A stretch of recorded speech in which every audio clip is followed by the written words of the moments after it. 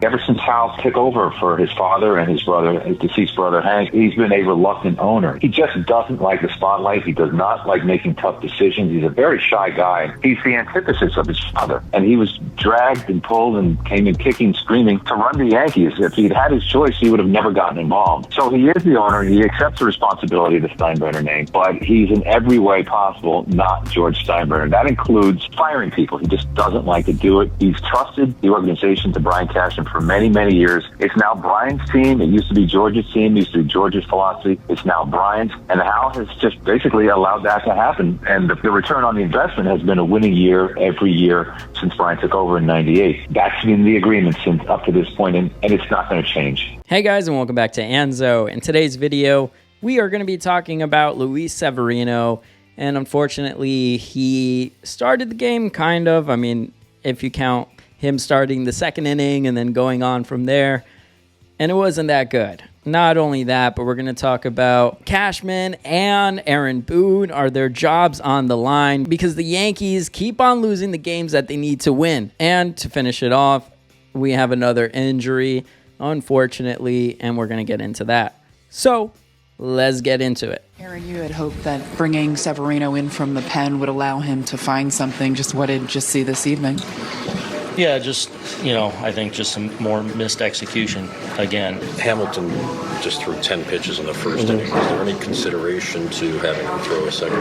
No, because, we're going with Sevy today, and I didn't want to get in a situation where I was bringing Sevy in the middle of the inning. So if I was going to, go, so I'm still going to Sevy, whether it's the third inning.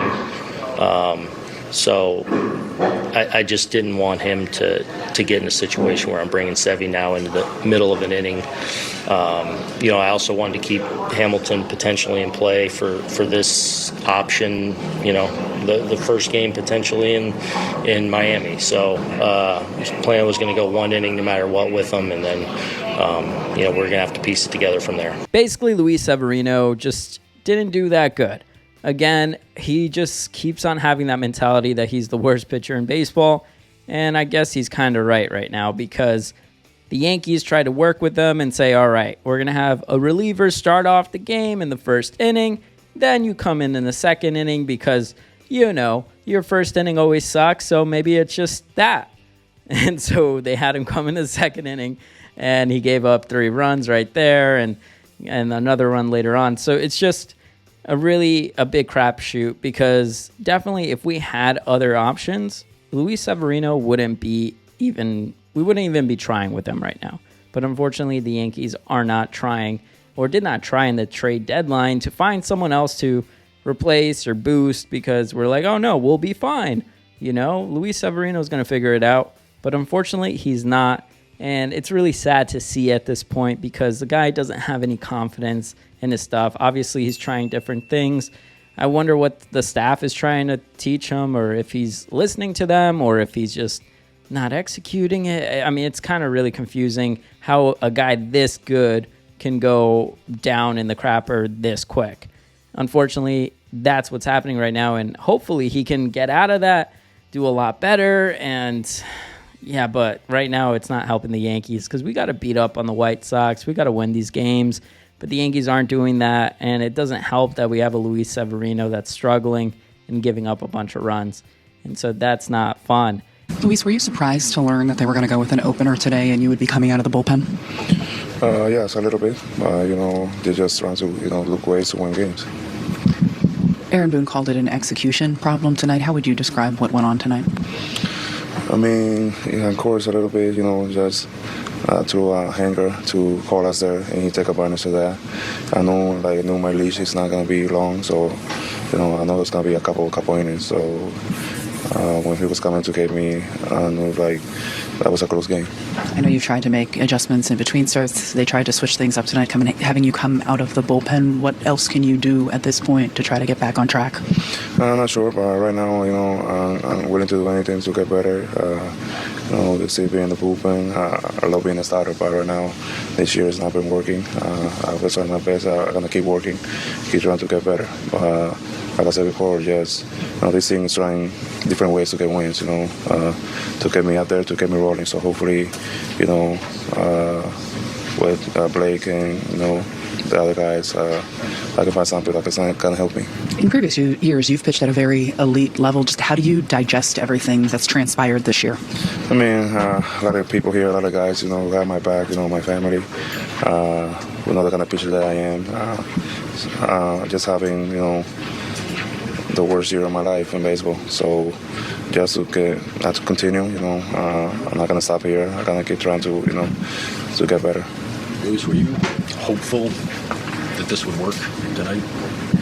I mean, every time I go out there, I want everything to work. I think it was a good idea by, whoever took the decision. I know it was Boone, but I think it was a good idea. I've been having a lot of troubles in the first inning.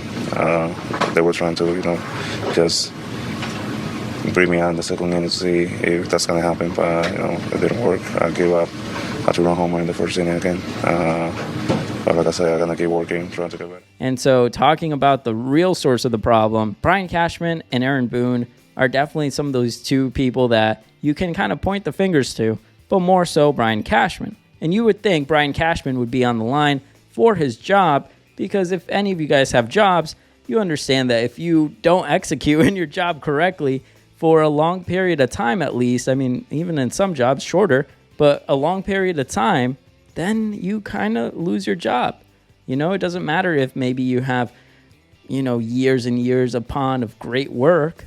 Sometimes if you're not executing right now, that's all that matters. They'll find someone else that can execute right now. And you would think the Yankees organization could find some good talent to replace Brian Cashman and at least give this organization a new voice, a new lift. Because technically Brian Cashman, the only championship he got, 2009. Besides that, everything else was the past management, in my opinion. But basically, this is the speculation that's occurring right now, whether Aaron Boone or Brian Cashman will keep their jobs after this season, and this is the information we got, based on what Bob Klapisch is saying from NJ.com. Despite the mounting pressure, a source familiar with Hal Steinbrenner's thinking says the owner has already decided one of the two will be back in 2024. Cashman is safe, according to the source. The idea of firing Cashman isn't even on the table. It's not up for discussion. Boone's fate is less certain, in part because he has only 1 year remaining on his contract. That and the Yankees' lackluster play throughout the 2023 season have left Steinbrenner deeply frustrating, according to that same source. But unlike his father, who fired Billy Martin multiple times and dismissed Yogi Berra after just 16 games in 1985, the young boss is loath to make a managerial change unless absolutely necessary. And even then, a sacking isn't guaranteed. We're just going to be stuck with Brian Cashman, and Brian Cashman is the main source. Boone, I get. He kind of fumbles the bag on certain things, and you can tell he's just a puppet. Like, he's just saying everything, but that's the big point right there. He's just a puppet. So what happens if you fire the puppet? You just hire another puppet. And that's the thing. The Yankees aren't going to hire someone that, has a hot head or is going to be like standing up for themselves and being like, no, this is what I'm going to do. No, they're going to hire someone else that is a huge opportunity for them, because Aaron Boone, this was his first managerial position. And they're going to hire someone like that and be like, oh, yeah, we're going to hire this. So, but you got to listen to what we got to say, okay? Or you're not going to stick around.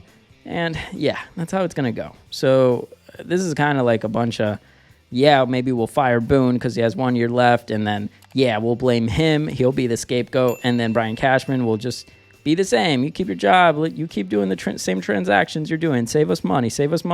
Get us to the playoffs.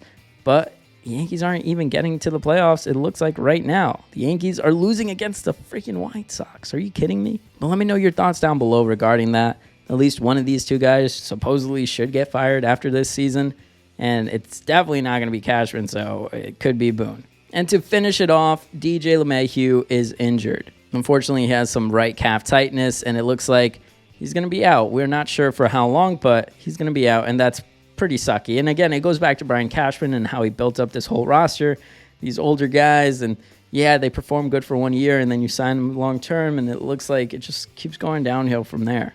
Unfortunately, we still don't have Rizzo around, and it's just looking like the accumulation of all of Brian Cashman's decisions are coming right here, right now in this season, and it couldn't be more obvious that we need a change when it comes to Brian Cashman. I think if you were to let go of Brian Cashman and then find someone else that gives him a voice, Aaron Boone will feel more comfortable to actually speak his own voice and be like, yeah, no, I didn't like this, I didn't like that, no matter what the front office may be thinking or whatever. He's his own self, right? But it seems like he's just being so controlled, even in whatever interview he does. It's just so politically crafted that it's just like, I just don't like it. And Brian Cashman, I feel like, is a part of that. And yeah, DJ LeMahieu injured. Not surprised. I mean, who else is going to get injured? The Yankees just got to keep winning. But unfortunately, they're not even doing that. So I don't know what else to say, guys, but let me know in the comments down below. How do you feel about this? How do you feel about Sevy? How do you feel about DJ? How do you feel about Brian Cashman and Aaron Boone? One of them losing their jobs. Let me know in the comments down below. As always, thank you for watching. Make sure to smash that like and subscribe if you enjoyed this type of content. And I'll see you guys next time. Even when you feel low, you can still go. Even when you feel slow, you can still go. Even when there's no hope, you can still go. I never answer to no, man, I still go. Go, go.